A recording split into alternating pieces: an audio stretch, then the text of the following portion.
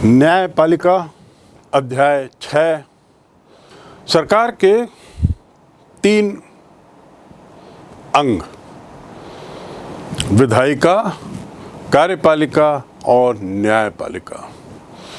पहले 2 अंगों का विस्तृत अध्ययन करने के बाद हम सरकार क्या है, सरकार के मायने क्या हैं, उसके दायरा क्या है, इसके 2 तिहाई अध्ययन कर चुके हैं और इस प्रकार काफ़ी कुछ हम समझ चुके हैं सरकार का हमसे क्या सरोकार है या सरकार का सरोकार क्या है। अब हम तीसरे अंग की ओर आ रहे हैं, न्यायपालिका। न्याय शब्द जो है ये बारंबार बहुत प्राचीन काल से ये शब्द आ रहा है, न्यायपालिका या न्याय। न्याय मतलब जस्टिस, जस्टिस माने न्याय।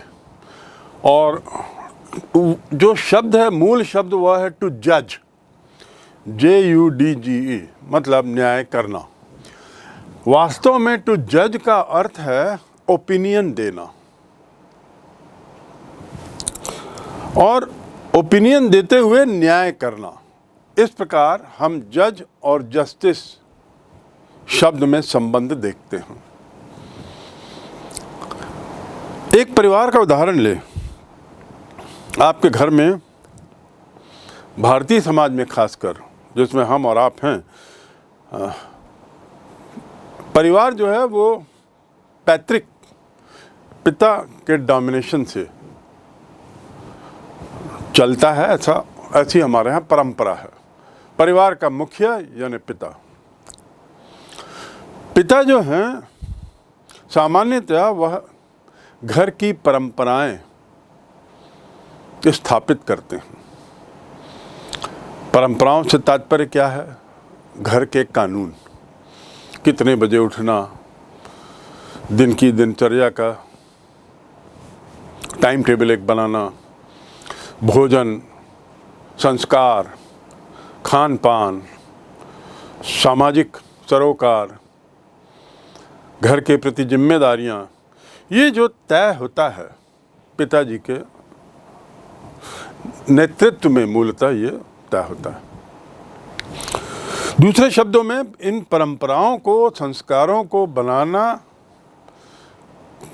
का मुख्य कार्य किसका है? पिताजी का।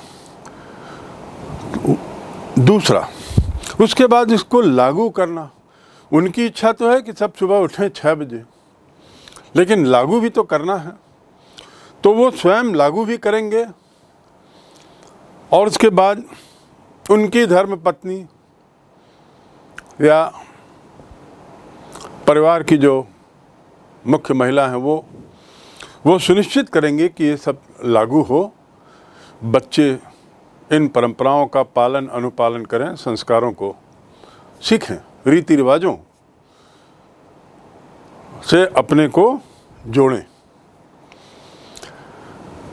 तीसरा, यदि ऐसा नहीं होता है, किसी कारणवश स्थिति ऐसी होती है कि देखा जा रहा है कि परिवार के कुछ बच्चे या कोई बच्चा इसमें से किसी परंपरा रीति रिवाज का पालन नहीं कर रहा,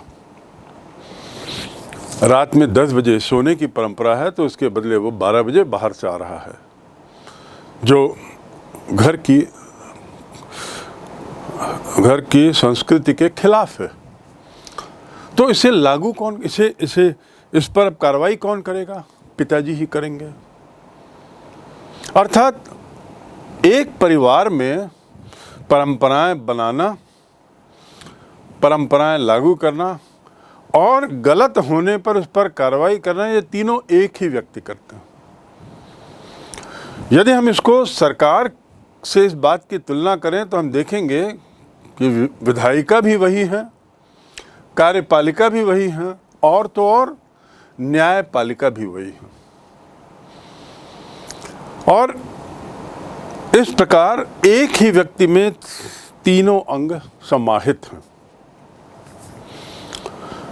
यदि हम प्राचीन काल की ओर जाएं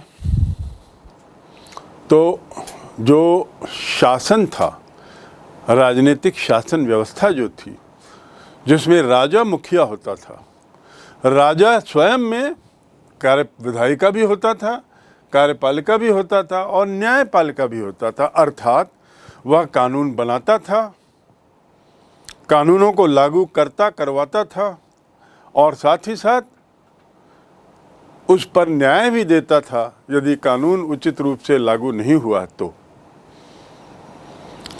इस प्रकार तीनों जो शक्तियां थीं, सरकार के तीनों अंगों की शक्तियां, वे पूर्व में राजा में निहित होती थी। न्याय की यदि बात करें तो कुछ नाम हमारे जेहन में आते हैं जो न्याय के लिए बड़े प्रसिद्ध हुए। वैसे देखा जाए तो भगवान श्री राम, उनसे बड़ा न्याय करने वाला संसार में कोई नहीं हुआ, ऐसा हम लोगों का मानना है। उनके न्याय का गुणगान विभिन्न धर्म ग्रंथों के माध्यम से हम लोग करते हैं। उसके बाद न्याय की यदि बात करें तो महाभारत काल के विदुर, युधिष्ठिर और फिर बाद के राजाओं में आए तो विक्रमादित्य, चंद्रगुप्त विक्रमादित्य, श्री चाणक्य, जिन्होंने संभवतः पहली बार न्याय के बारे में विस्तार से अपनी पुस्तक अर्थशास्त्र में लिखा है कि न्याय क्या है, उचित न्याय किसे कहते हैं, गैर न्यायिक व्यवहार क्या है, आदि आदि। फिर तो भारत के संदर्भ में ही ऐसे कई लोग हुए जो अपनी न्याय व्यवस्था के लिए बड़े प्रसिद्ध थे, न्यायोचित व्यवहार के लिए बड़े प्रसिद्ध थे, जिसमें हर्षवर्धन का नाम बहुत आगे है। और आते आते फिर अलाउद्दीन खिलजी, जो सल्तनत काल में जो बादशाह थे, सुल्तान था, बादशाह के बदले सुल्तान शब्द उचित होगा, उसने जो न्याय व्यवस्था स्थापित की वह अपने तई एक अलग व्यवस्था थी।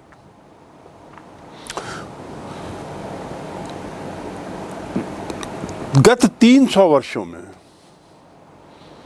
न्याय व्यवस्था की जब बात होती है तो वास्तव में ब्रिटिश न्याय व्यवस्था की बात सबके दिमाग में आती है। अंग्रेजों के द्वारा स्थापित न्याय व्यवस्था आधुनिक विश्व की संभवतः पहली न्याय व्यवस्था हम कह सकते हैं, जिसका एक तरीके से हम लोग उसी दिशा में चलते हुए अपनी अपनी न्याय व्यवस्थाओं को और मजबूत बनाए हैं। यदि हम थोड़ा सा वापस जाएं तो कहने का तात्पर्य है कि प्राचीन काल में जब न्याय व्यवस्था की बात होती थी तो राजा सर्वोपरि, राजा ही विधायिका था, कार्यपालिका था और न्यायपालिका भी था, जिसे आज हम एक सरकार के 3 अंग कहते हैं। उस समय की सरकार राजा और राजा में ही तीनों शक्तियां समाहित थी। समय के साथ जब राजतंत्र कम हुआ और लोकतंत्र आया तो बढ़ते हुए लोकतंत्र के परिणाम स्वरूप सरकार के विभिन्न अंगों का सेपरेशन भी प्रारंभ हुआ। सरकार के विभिन्न अंगों की भूमिका, रूपरेखा, उनकी शक्तियों आदि को परिभाषित करने का काम प्रारंभ हुआ और उसी के तहत फिर इस तरह के 3 अंग अंततः लोकतांत्रिक व्यवस्था में, पक्की लोकतांत्रिक व्यवस्था में सरकार के 3 अंग आते हैं। 2 अंगों का हमने अध्ययन कर लिया। इस अध्याय में हम तीसरा अंग पढ़ेंगे जिसका संबंध है न्याय से, और अर्थात न्यायपालिका, सरकार का वह अंग जो न्याय करे। न्याय का अर्थ क्या है। एक व्यक्ति की नज़र में जो न्याय है, दूसरे व्यक्ति की नज़र में वो अन्याय भी रहता है। आप अपने ही संदर्भ में देखें, कक्षाओं में, स्कूलों में कुछ निर्णय एक वर्ग को न्यायोचित लगते हैं तो वही निर्णय दूसरे वर्ग को गैर वाजिब लगते हैं।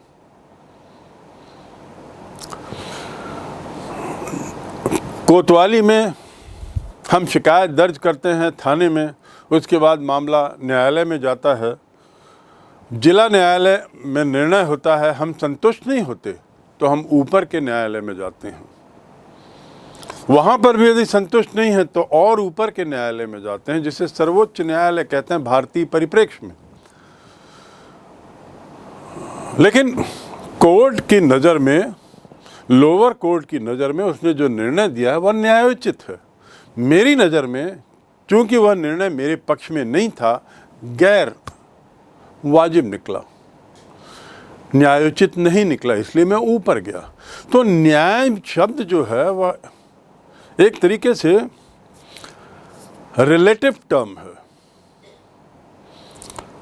समय, काल, स्थितियां, ये सब न्याय के निर्णय को प्रभावित करती हैं। परंपराएं, रीति रिवाज, भौगोलिक स्थिति आदि आदि।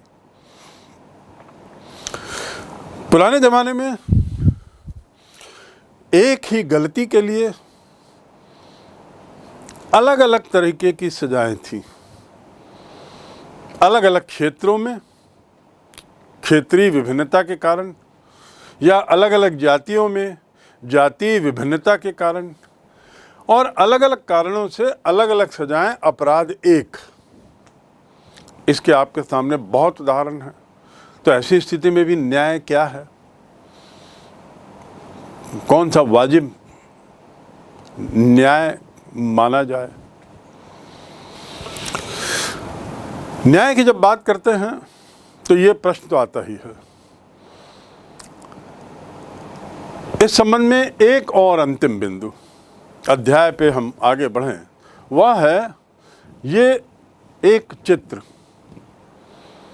जो आपने बहुत से सिनेमा में देखा होगा, फिल्मों में देखा होगा। एक महिला तराजू को पकड़ी हुई है और उसका पलड़ा देखिए, तराजू का पलड़ा, उसका वजन क्या बता रहा है। ये जो चित्र है इसका संबंध न्याय से है, न्यायमूर्ति से है। इस पर हम विस्तार से आगे चर्चा करेंगे, पर ये आपको दिमाग में बैठाना जरूरी है कि यह चित्र न्याय संबंधी मामलों से जुड़ा हुआ है।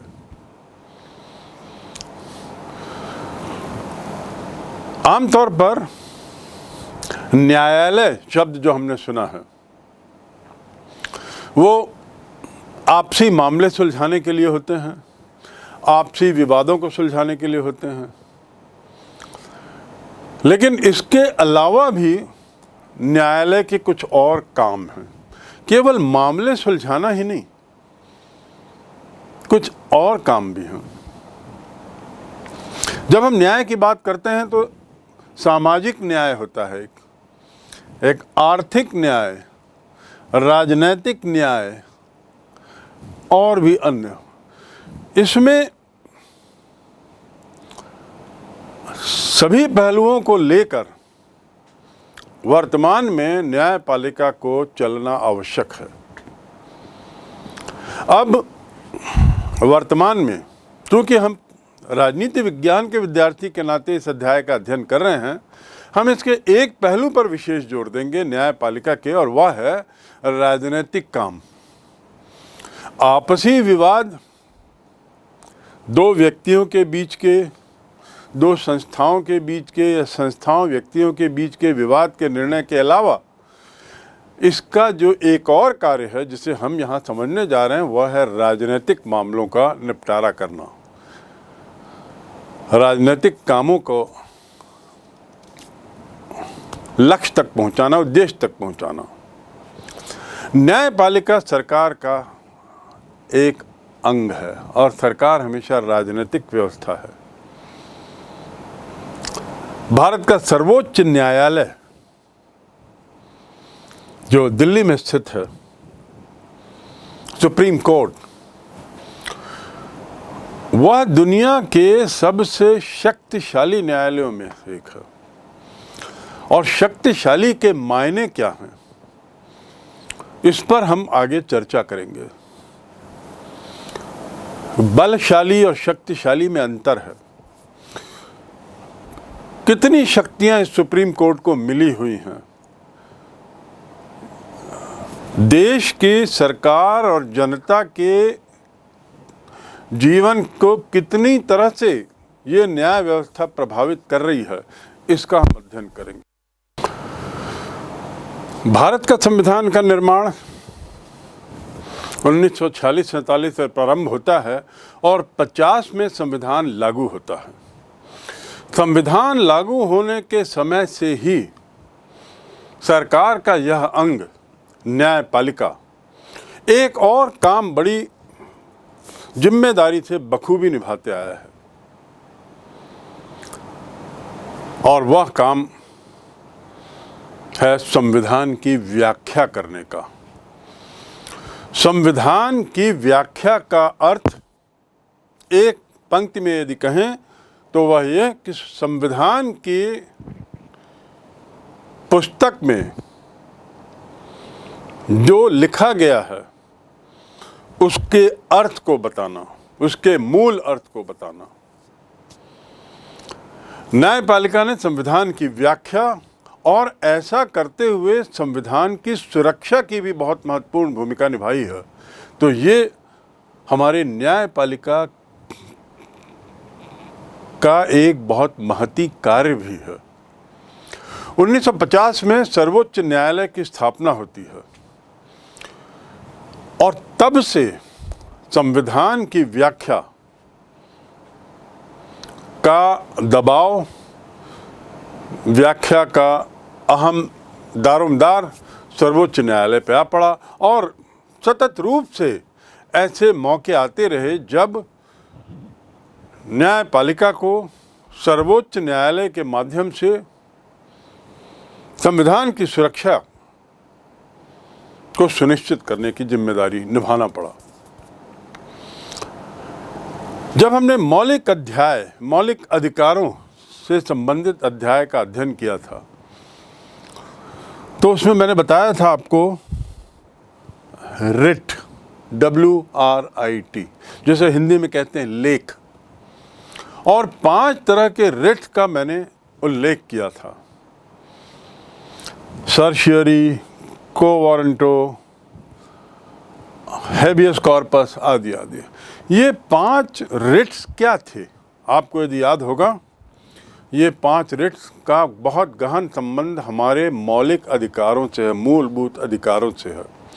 और इन रिट्स का उपयोग सर्वोच्च न्यायालय करता है ये सुनिश्चित करने के लिए कि नागरिकों के अधिकार का किसी तरह का हनन न हो। इस प्रकार कहने का तात्पर्य कि न्यायपालिका के दायित्वों में एक बहुत बड़ा दायित्व है संविधान की रक्षा, मौलिक अधिकारों की रक्षा और उसकी सुरक्षा। कुल मिलाकर इस अध्याय में हम क्या पढ़ने जा रहे हैं उसकी ओर थोड़ा एक त्वरित गति से हम देखें तो पहला बिंदु है कि न्यायपालिका की जरूरत क्यों, आवश्यक क्यों, उसका महत्व क्या है। दूसरा, न्यायपालिका के कार्य और भूमिका। तीसरा, न्यायपालिका की स्वतंत्रता का अर्थ। न्यायपालिका के कार्यों के संबंध में मैंने कुछ इशारे कर दिए आपको, जिम्मेदारियां क्या निभाता है। जहां न्यायपालिका से जुड़े हुए विभिन्न बिंदुओं के अध्ययन को क्रमवार करने की श्रृंखला में सबसे पहला हमारा जो विषय है वह है इम्पोर्टेंस ऑफ जुडिशियरी, न्यायपालिका का महत्व। एक पारिवारिक परिप्रेक्ष्य में आप सोचें कि यदि गलत परंपरा, गलत कार्य, गलत रीति रिवाज का पालन कोई कर रहा हो और उस पर कोई कार्रवाई ना हो घर में, तो स्थिति कैसी होगी घर की? बद से बदतर, व्यवस्था नाम की चीज नहीं रहेगी। और यदि व्यवस्था नहीं है तो ऐसी स्थिति में कोई भी अंग ढंग से काम नहीं करेगा। सरकार के संदर्भ में यदि हम बात करें तो यदि न्याय व्यवस्था ना हो या कोई ऐसा अंग ना हो जो रॉन्ग डूअर को सजा दे, जो सतत रूप से सरकार की कार्यशैली पर नज़र रखे, तो सरकार तो कुछ भी कर बैठेगी। विधायिका कुछ भी कानून बनाएगी, कार्यपालिका कैसे भी तरीके से अपने कार्य करेगी। कार्यपालिका और विधायिका उचित तरीके से कार्य कर रहे हैं कि नहीं, परिवार के सभी सदस्य उचित तरीके से कार्य कर रहे हैं कि नहीं, ये देखने का कार्य जैसे परिवार में परिवार के मुखिया का होता है, उसी प्रकार न्यायपालिका के बिना सरकार अव्यवस्थित हो जाएगी। न्यायपालिका सरकार का तीसरा अंग है, कहने को तो तीसरा, पर इसका अस्तित्व संभवतः सबसे ज्यादा महत्वपूर्ण है। किसी न किसी रूप में इसके अस्तित्व की जरूरत पड़ेगी ही। अधिनायक तंत्र की यदि हम बात करें, जिसमें तानाशाह होते हैं या राजतंत्र होता है, उसमें जैसा मैंने बताया कि कार्यपालिका, विधायिका, न्यायपालिका तीनों एक ही व्यक्ति में समाहित रहता है, एक ही अंग के रूप में रहता है। परंतु लोकतांत्रिक सरकार में ऐसा नहीं है। लोकतांत्रिक व्यवस्था में ये जरूरी है कि न्याय व्यवस्था एक अलग अंग रहे। फिर यदि मैं परिवार की बात करूं तो परिवार में पिताजी ने यदि कोई कार्य गलत होते हुए पाया, रीति रिवाजों से अलग होते हुए पाया और उस पर कार्रवाई करते हैं, तो संभावना है कि जिस पर कार्रवाई की गई उसे यह लगे, उसे इस बात का क्लेश हो कि पिताजी ने अपने स्वयं के विवेक के आधार पे एक को सजा दी है, एक को नहीं दी, जबकि दोष दोनों का समान था। और इसकी संभावना भी होगी, हो सकता है पिताजी के हृदय के निकट उन दो दोषियों में से एक ज्यादा निकट हो। ऐसी स्थिति क्यों उत्पन्न होती है? क्योंकि मुखिया जो है वह स्वयं विधायिका भी है, कार्यपालिका भी है और न्यायपालिका भी है। सरकार के मामले में ऐसा ना हो, सबके साथ समान न्याय हो,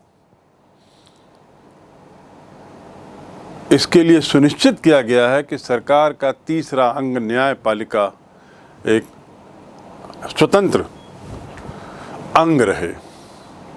लोकतांत्रिक सरकार में खासकर एक पृथक अंग के रूप में कार्य करने की इसकी बहुत आवश्यकता है। और तो और लोकतांत्रिक व्यवस्था में न्यायपालिका अन्य तंत्रों की तुलना में ज़्यादा महत्वपूर्ण बन जाती है, क्योंकि न्यायपालिका के बिना हम किसी व्यवस्था की कल्पना ही नहीं कर सकते, सब अव्यवस्थित रहेगा। इसलिए न्यायपालिका संभवतः सबसे ज़्यादा महत्वपूर्ण हो जाती है। डॉक्टर गार्नर, उन्होंने कहा है कोई भी समाज बिना विधायी व्यवस्था के रह सकता है। बिना विधायी व्यवस्था के कोई भी समाज रह सकता है, यह बात तो समझ में आ सकती है, परंतु किसी ऐसे सभ्य राज्य की कल्पना नहीं की जा सकती जिसमें न्यायपालिका की कोई व्यवस्था न हो। अर्थात यदि न्यायपालिका है तभी सभ्य राज्य, सिविलाइज्ड सोसाइटी की संभावना है। बहुत महत्वपूर्ण बिंदु है समझने के लिए। सभ्य राज्य की कल्पना बिना न्यायपालिका के असंभव। राज्य में व्यवस्थापिका और कार्यपालिका की व्यवस्था चाहे कितनी भी अच्छी क्यों न हो, कितनी भी पूर्ण क्यों न हो, कितनी भी विस्तारित क्यों न हो, लेकिन एक न्यायपालिका यदि नहीं हो तो नागरिकों की स्वतंत्रता का अतिक्रमण होगा। नागरिकों के अतिक्रमण के अलावा कानूनों का उल्लंघन होगा और केओस, अव्यवस्था, डिसऑर्डर चारों तरफ दिखाई देगा।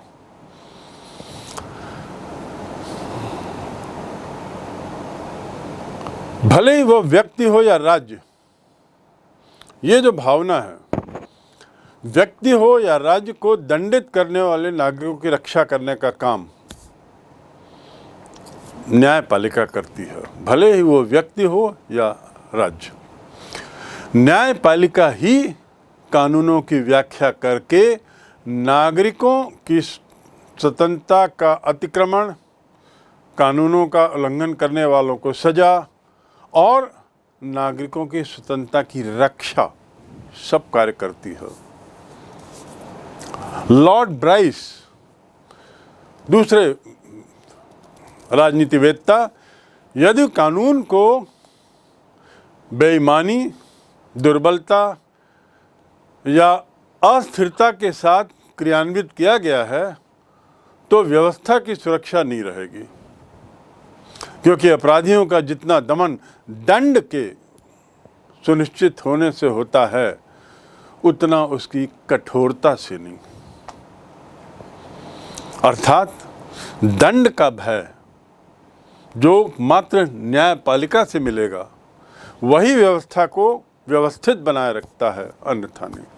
कितनी भी विधायिका कितने भी कानून क्यों ना बना ले, कितने भी कड़े कानून क्यों बना ले, और कार्यपालिका उन कड़े से कड़े कानूनों को कितनी भी कड़ाई से लागू क्यों ना करे, ये कड़ाई तभी मायने रखेगी जब इसका पालन न करने वालों को दंडित किया जा रहा हो। यदि दंड का भय नहीं है तो कड़ाई किस बात की, सख्ती किस बात की।